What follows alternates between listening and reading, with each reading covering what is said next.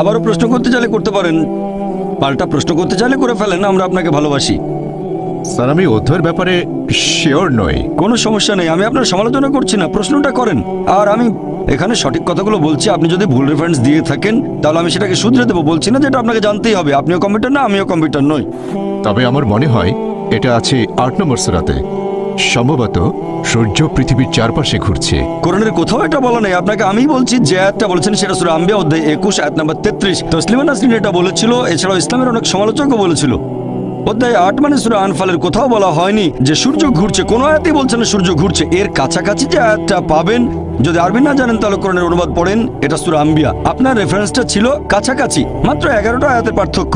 আপনার রেফারেন্সটা ছিল সঠিক, অধ্যায় নাম্বারটা সেটা 21, তবে আয়াতটা 22 নাম্বার ছিল না, সেটা ছিল 33। আপনার কাছে কোরআন আছে? না, অধ্যায় নম্বর 21 আয়াত 22, ঈশ্বর বিশ্ব জগৎকে নিয়ন্ত্রণ করেন।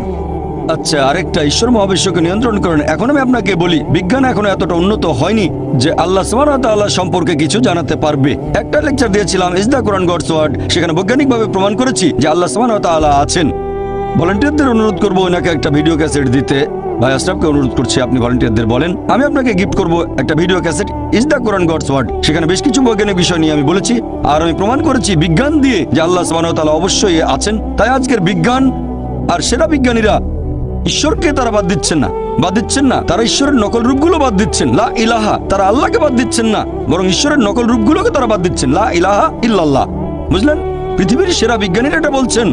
তারা সবাই ঈশ্বরে বিশ্বাস করেন, বেশিরভাগ, কেউ কেউ হয়তো বিশ্বাস করে না, তবে বেশিরভাগ বিজ্ঞানী মানেন একজন সৃষ্টিকর্তা অবশ্যই আছেন। বিশ্বজগৎ কিভাবে সৃষ্টি হয়েছে? বর্তমানের বিজ্ঞান আমাদের বলছে যে এই বিশ্বজগৎ কিভাবে সৃষ্টি হয়েছে, কিভাবে? বিগ ব্যাং এর মাধ্যমে। ঠিক? হ্যাঁ, খুব ভালো, বিগ ব্যাং। আর বর্তমানের বিজ্ঞান বলে যে একেবারে প্রথম দিকে ছিল বিন্দু, পুরো বিশ্বজগৎ, তারপর সবকিছু আলাদা হয়ে গেল, একটা বিস্ফোরণ, সেখান থেকে হলো গ্যালাক্সি, তারপর হলো নক্ষত্র, বিভিন্ন গ্রহ, চাঁদ, সূর্য, আমাদের এই পৃথিবী। এটাকে বলা হয় বিগ ব্যাং। আমরা বিগ ব্যাং সম্পর্কে কবে জানতে পেরেছি? 20 বছর, 30 বছর, 40 বছর আগে। ঠিক? হ্যাঁ, ঠিক। আল্লাহ পবিত্র কোরআনে বলেছেন সূরা আম্বিয়া অধ্যায় নম্বর 21 আয়াত নম্বর 30, আল্লাহ 1400 বছর আগে বলেছেন, আল্লাহ বলেছেন যে অবিশ্বাসীরা কি এটা দেখে না আকাশমণ্ডলী আর পৃথিবী ওতপ্রোতভাবে মিশেছিল? অবিশ্বাসীরা কি দেখে না যে আকাশমণ্ডলী ও পৃথিবী মিশেছিল, আমি তাদের পৃথক করে দিলাম? তাহলে আল্লাহ বলছেন আকাশ আর পৃথিবী একসাথে ছিল, আমি তাদের আলাদা করে দিলাম। বিজ্ঞানীরা এখন এই বিগ ব্যাং সম্পর্কে বলছেন, আর কোরআন 1400 বছর আগেই সেটা সংক্ষেপে বলেছে। এ কথা কে বলতে পারেন? বিজ্ঞান তো সে সময় উন্নত ছিল না। কে? আমাদের স্রষ্টা। এভাবে পুরো একটা লেকচার দিয়েছি। আপনি আমার ভিডিও ক্যাসেট দেখেন, কোরআন এন্ড মডার্ন সায়েন্স আর is the Quran God's word. ইনশাআল্লাহ যদি আপনি খোলা মন নিয়ে দেখেন তাহলে আপনিও এটা মানবেন, আল্লাহ একজন আর তিনি বিশ্বজগতের স্রষ্টা। ধন্যবাদ। আপনি যে কোনো প্রশ্ন করতে পারেন, আমার কখনোই খারাপ লাগবে না। আমি জানি আপনার কথা পরস্পর বিরোধী না হলেও কোনো সমস্যা নেই, এটা আমার কাজ, আমি একজন দায়ী, এটা আমার পেশা। আমার সমালোচনা করতে পারেন, কোরআনের সমালোচনা করতে পারেন, আমার বয়স কম, এগুলো আমি নিতে পারবো, আলহামদুলিল্লাহ, কোনো সমস্যা নেই। আমি কখনোই বিরক্ত হব না, আপনি যে কোনো প্রশ্ন করতে পারেন, কোনো সমস্যা নেই। এখন প্রশ্ন করলেন যে আমি যখন লেকচার দিচ্ছিলাম বলেছিলাম শুধু আনন্দের জন্য আমরা পশু হত্যা করব না, খেলার জন্য। শিকার করে কোনো পশুকে হত্যা করবেন না, কোনো উদ্দেশ্য ছাড়া নয় যে শিকার করে মজা পেলেন। এখন আমরা নন ভেজ শুধুমাত্র স্বাদের জন্য খাই তা নয়, খাই বেঁচে থাকার জন্য। যদি বলেন পশু পাখির মাংস খাবেন না, তাহলে তো শাকসবজিও খাবেন না, তখন খাবো কিভাবে, বাঁচবো কিভাবে, আমরা বাঁচবো কিভাবে? তাহলে একটু পরিষ্কার করি, যেটা আবশ্যিক আমি সেটার কথা বলছি না, কিন্তু ধরেন একটি পশুর মাংস সুস্বাদু, আর শুধুমাত্র আমার ভালো লাগার জন্যই পশুটাকে হত্যা করছি। হয়তো খিদে লেগেছে, এটা কি পাপ হবে? যদি খাবার জন্য হয়, স্বাদ ভালো হলে কোনো সমস্যা নেই, আপনাকে তো খেতে হবে। খাবার না খেলে বাঁচতে পারবেন না, খাবার না খেলে টিকে থাকতে পারবেন না। তাই ঈশ্বর বলেছেন, এটা আছে মনুস্মৃতিতে অধ্যায় 5 অনুচ্ছেদ নম্বর 30, কিছু প্রাণীকে সৃষ্টি করা হচ্ছে খাদ্য হিসেবে, আর কিছুকে আমি খাদ্য। মনুস্মৃতির ব্যাপারে জানতে চাচ্ছি না, আমি তো পড়েছি। তবে আমি এটা জানতে আগ্রহী না। আমি জানতে চাচ্ছি আপনার মতামত। আমার এটা কি মতামত- সঠিক না ভুল? শুধুমাত্র খেতে সুস্বাদু বলে কোনো পশু হত্যা সঠিক কিনা? প্রাণী হত্যা করা মোটেও অপরাধ হবে না যদি করে থাকেন খাবারের জন্য। অনেক অনেক ধন্যবাদ। কেন? কারণ কোরআন অনুমতি দিয়েছে সূরা মাইদা অধ্যায় 5 আয়াত 1। মনুস্মৃতিও বলছে, আপনি হয়তো জানতে চান না কিন্তু অন্যদের জন্য বলছি, মনুস্মৃতির এই কথাটা আমি বিশ্বাস করি কিন্তু অন্য কথাগুলো বিশ্বাস করি না। তবে মনুস্মৃতির এই অনুচ্ছেদটা বিশ্বাস করি, অধ্যায় 5 অনুচ্ছেদ 30, সর্বশক্তিমান ঈশ্বর কিছু প্রাণীকে বানিয়েছেন খাদক আর কিছুকে খাদ্য। তাহলে যদি খাওয়ার উপযোগী কোনো প্রাণীর মাংস খান সেটা পাপ হবে না। একইভাবে পবিত্র কোরআন বলছে কিছু প্রাণীকে সৃষ্টি করা হয়েছে খাবার জন্য। তবে হ্যাঁ, যদি নিষিদ্ধ কোনো প্রাণীর মাংস খান তাহলে সেটা পাপ হবে। তাহলে সেই গবাদি পশু, ভেড়া, গরু ইত্যাদি যেগুলো খাওয়ার অনুমতি আছে পবিত্র কোরআনে, সেই প্রাণীর মাংস যদি খান সেটা সুস্বাদু হলেও কোনো সমস্যা নেই। কিছু মানুষ তো সুস্বাদু ভেজিটেবল খেতে চায়, কেউ খায় বেগুন, কেউ হয়তো খায় ফুলকপি, কোনো সমস্যা নেই। যদি আপনার কথা মেনে নেই তাহলে তো কিছুই খাওয়া যাবে না। হয় আমাদের গাছপালা হত্যা করতে হবে, না তো প্রাণী হত্যা। তো খাওয়ার সময় যদি ভালো খাবার খান, খাবার নষ্ট না করেন, খাবার নষ্ট করা ঠিক না, খাবার নষ্ট করা এটা ভালো না। যদি হত্যা করেন খাওয়ার জন্য, বেঁচে থাকার জন্য, সেটা সুস্বাদু হলেও সমস্যা নেই, অনুমতি আছে।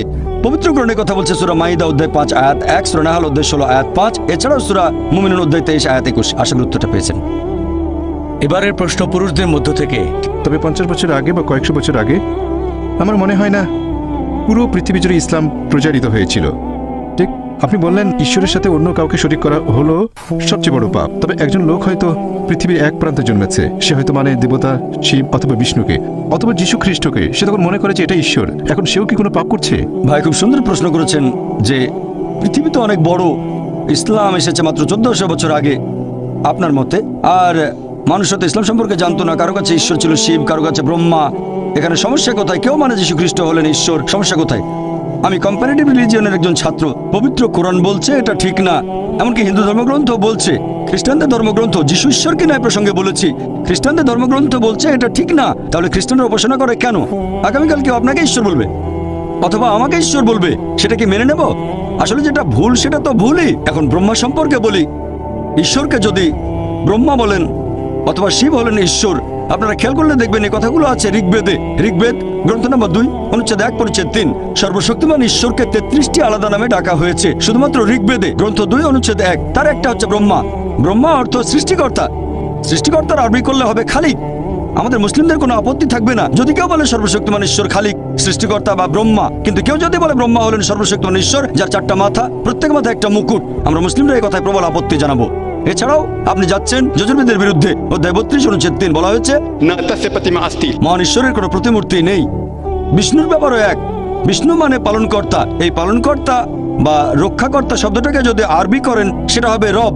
আমাদের মুসলিমদের কোনো আপত্তি নেই যদি কেউ সর্বশক্তিমান ঈশ্বরকে বলে রব বা পালনকর্তা বা রক্ষাকারী বা বিষ্ণু। কিন্তু যদি কেউ বলে বিষ্ণু হলেন সেই ঈশ্বর যিনি সাপ দিয়ে তৈরি আসনে করে ঘুরে বেড়ান, 4টা হাত আছে, একটা হাতে চক্র, বাম হাতে শাঁখ, গরুর নামে একটা পাখির পিঠে চড়ে বেড়ান, আমরা মুসলিমদের প্রবল আপত্তি জানাবো। এছাড়াও আপনি যাচ্ছেন শ্বেতাসূত্র উপনিষদের বিরুদ্ধে। অধ্যায় নম্বর 4 অনুচ্ছেদ 19 বলা হয়েছে ঈশ্বরের কোনো প্রতিমূর্তি নেই। তাহলে ভাই যদি কিছু মানুষ ভুল জিনিস মেনে চলে, এমন ব্রহ্মাকে মানে যার কোনো প্রতিমূর্তি নেই, আর তার সাথে যদি কাউকে শরীক না করে, কোনো সমস্যা নেই। আপনার প্রশ্ন নিয়ে বলি যে মানুষ হয়তো ইসলামের কথা জানে না। আমার লেকচার আগেও বলেছি যে ইসলাম কোনো নতুন ধর্ম নয় যেটা এসেছে 1400 বছর আগে। ইসলাম আছে সভ্যতার পূর্বলগ্ন থেকে। আর যীশু খ্রিস্ট নিজেও প্রচার করেছেন ইসলাম। যিশু বলেছেন আমার ইচ্ছা নয়, গসপেল অফ জন অধ্যায় 5 অনুচ্ছেদ 30, আমার ইচ্ছা নয় পিতার ইচ্ছা পূরণ করি। যদি কেউ বলে আমার ইচ্ছা নয় সর্বশক্তিমান ঈশ্বরের ইচ্ছা, সে মুসলিম। তাহলে যীশু খ্রিস্ট বা ইসলাম ছিলেন একজন মুসলিম। ঈশ্বরের কাছে আত্মসমর্পণ ছাড়া কিছুই প্রচার করেননি। এই কথাগুলো আরবি করলে হবে ইসলাম। আদম আলাইহিসসালাম আল্লাহর কাছে আত্মসমর্পণ বাদে আর কিছুই প্রচার করেননি। নূহ নবী আল্লাহর কাছে আত্মসমর্পণ বাদে কিছুই প্রচার করেননি। মুসা নবী আল্লাহর কাছে আত্মসমর্পণ বাদে কিছুই প্রচার করেননি। যীশু খ্রিস্ট আল্লাহর কাছে আত্মসমর্পণ বাদে কিছুই প্রচার করেননি। সবাই শান্তিতে থাকুন, কথাটা আরবি করলে হবে ইসলাম। মুহাম্মদ সাল্লাল্লাহু আলাইহি ওয়াসাল্লাম হলেন সর্বশেষ চূড়ান্ত নবী। তিনি শুধুমাত্র মুসলিম বা আরবদের জন্য আসেননি। আল্লাহ পবিত্র কোরআনে বলেছেন সূরা আম্বিয়া অধ্যায় 21 আয়াত নম্বর 107, ওমা আরসালনাকা ইল্লা রাহমাতাল লিল আলামিন। আমি তো তোমাকে প্রেরণ করেছি কেবল মানুষ জাতির প্রতি রহমত হিসেবে, পৃথিবীর সব মানুষের প্রতি রহমত হিসেবে, সকল সৃষ্টির প্রতি রহমত হিসেবে, পুরো বিশ্বজগতের প্রতি রহমত হিসেবে। সেজন্য এটা প্রত্যেক মুসলিমের দায়িত্ব। আমার লেকচারের শেষে পবিত্র কোরআনের একটা আয়াত বলেছিলাম, সূরা আলে ইমরান অধ্যায় 3 আয়াত 110 বলা হয়েছে প্রত্যেক মুসলিমের দায়িত্ব হচ্ছে ইসলামের বাণী প্রচার করা অন্যদের কাছে।